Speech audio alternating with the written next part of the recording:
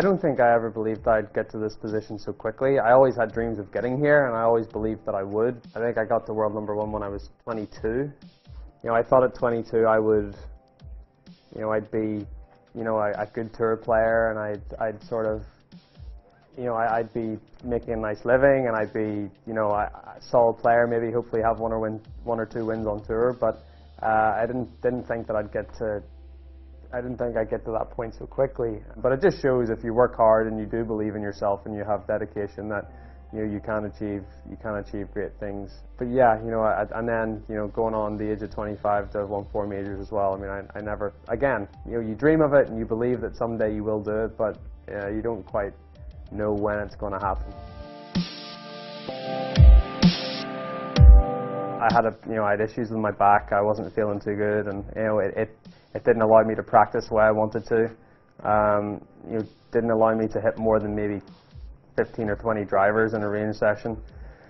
So I knew I needed to make a change, and that's when I started to work with Steve McGregor, and we decided to put a plan in place where I was to get stronger, to get a little fitter, and it was mostly just to do with trying to make me a better player, that I could practice more, that I could go 18 holes and then go on the range afterwards and practice if I needed to.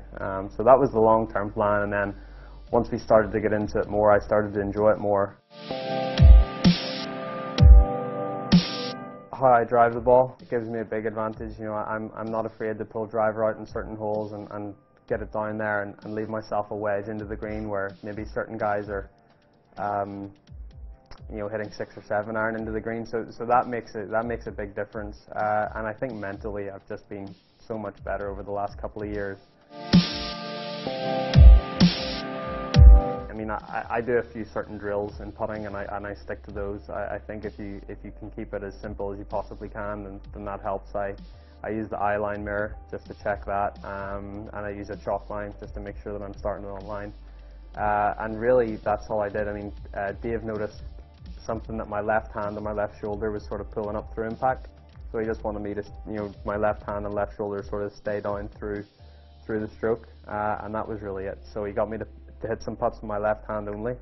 So I'm going to incorporate that into my routine, but literally it was a change that I made in 2 minutes, and it made a nice difference.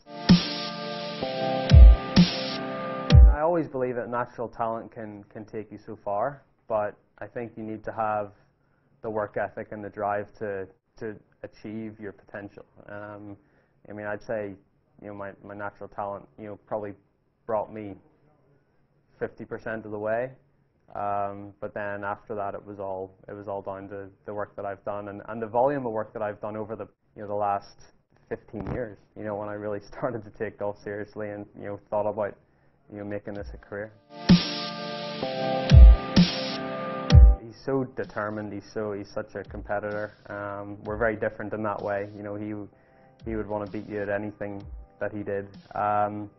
He was born with a natural talent. Everyone saw it from such an early age when he was on talk shows and then winning US Junior Amateurs. I mean, it takes you so far, but the work ethic and the dedication that he showed throughout his career, that's the big thing. And even not just Tiger, but being able to interact with a lot of different athletes through my connection with Nike. That's the big common denominator that you find, is that the best people are the ones that work the hardest. I've always been a fan of Nike because I've always associated it with the best. They've always had the best athletes. You look over the course of history, some of the athletes that they've had, starting with Michael Jordan, and then going on to Roger Federer, Tiger Woods. I can name so many others, but that's something that really appealed to me.